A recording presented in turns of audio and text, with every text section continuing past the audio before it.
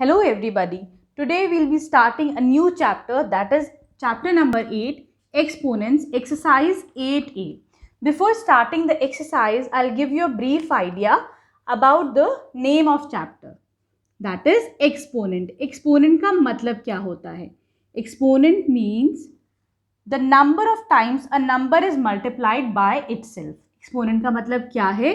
Suppose if we have a number 2, ठीक है, अगर मैं 2 को मल्टीप्लाई करती हूँ 1 2 3 4 टाइम्स, ठीक है, तो ये कितना हो जाएगा? 2 2 ज़ा 4, 4 2 ज़ा 8, 8 2 ज़ा 16. मैं इसको दूसरी तरीके से कैसे लिख सकती हूँ? 2 कितनी दफ़ा मल्टीप्लाई हुआ है? 1 टाइम्स, 2 3 4. तो मैं क्या करूँगी? 2 के ऊपर एक पावर लगा देती हूँ 4 की, ठीक है. तो इसको कैसे पढ़ेंगे? 2 रेज टू द पावर 4. और इसका क्या मतलब है? 2 रेज टू द पावर 4 का मतलब है 2 को कितनी दफ़ा times we have to multiply? 1 2 3 4. Clear है?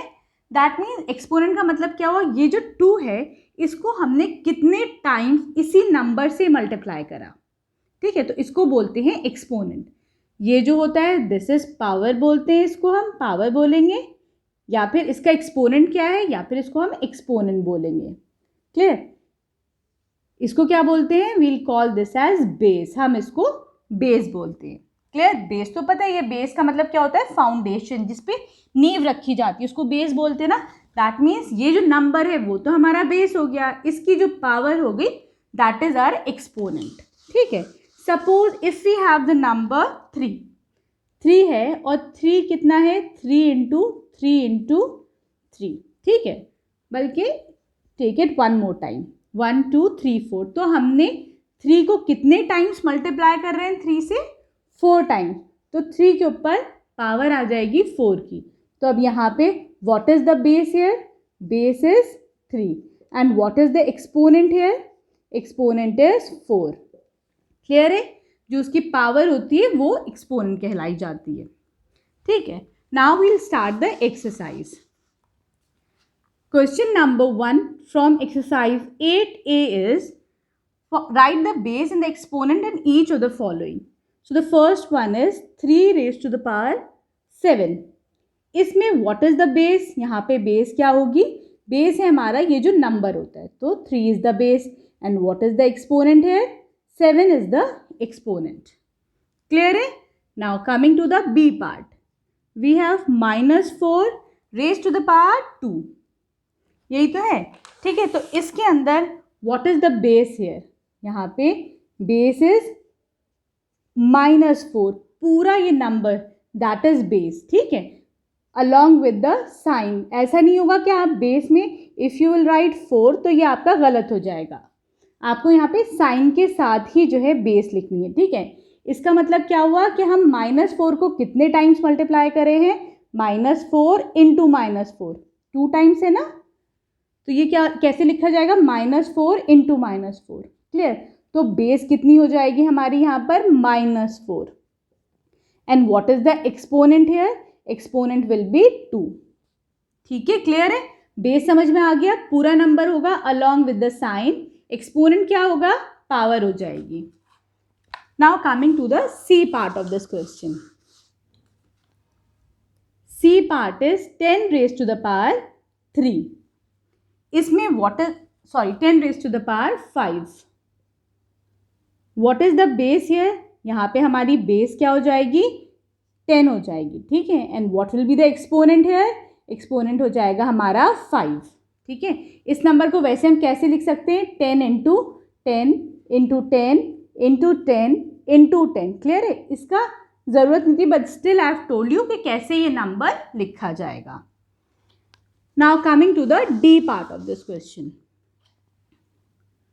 D part is 2/3 raised to the power 7. बहुत सिंपल है. पहले हम देखेंगे इसमें बेस, ये नीचे वाला नंबर क्या है.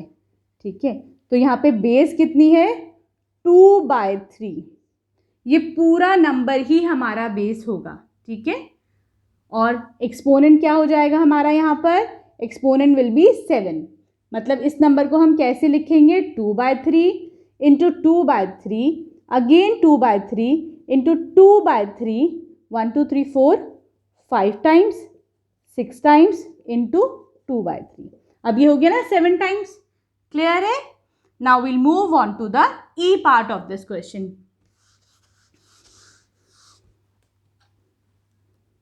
ई part is -4 raise to the power 6. इसमें बेस क्या हो जाएगा? As I have told you earlier also, base जो होगा वो पूरा नंबर होगा along with the sign. So -4 is the base and what will be the exponent here? 6 will be the exponent. मतलब -4 को हम कितने टाइम्स मल्टीप्लाई करेंगे? 6 टाइम्स. ठीक है. One more thing to know is, अगर मैं 2 रेज टू द पावर 3 करती हूँ, इसका मतलब क्या है? 2 इंटू 2 इंटू 2. 2 कितने टाइम्स मल्टीप्लाई हो रहा है? 3 टाइम्स. इसका मतलब ये नहीं है 2 इंटू 3. क्लियर है? ये नहीं है 2 इंटू 3 को हम ऐसे लिख देंगे 2 रेज टू द पावर 3. तो this will be totally wrong. इसका मतलब है यही नंबर कितने टाइम्स मल्टीप्लाई हो रहे हैं. Right? Now coming to the f part. f is -3/7 raised to the power 5. यहाँ पे बेस कितनी हो जाएगी? बेस हो जाएगी -3/7. Numerator denominator along with the sign. इसमें तीनों चीज़ें आ गई. साइन भी आ गया, न्यूमरेटर भी आ गया, डिनोमिनेटर भी आ गया. पूरा number, this whole number is base. क्योंकि इसी नंबर को तो हम मल्टीप्लाई कर रहे हैं. What will be the exponent here? Exponent will be 5. ठीक है. Now coming to the G part. G is 7 to the power 7. यहाँ पे बेस क्या हो जाएगा? 7. कौन सा वाला 7? ये वाला 7. ठीक है. और एक्सपोनेंट क्या हो जाएगा यहाँ पर? 7. This one. ठीक है. Now coming to the H part. h is -7 raised to the power 5. Sorry, हाँ, h is -7 raised to the power 5. Power नहीं होता है, इट्स पावर. ठीक है. w वो साइलेंट होता है, तो it's power, it's not power. Base क्या हो जाएगा? Base will be -7. What will be the exponent? Exponent will B 5. ठीक है. Here we complete question number 1. Now we'll move on to the next question.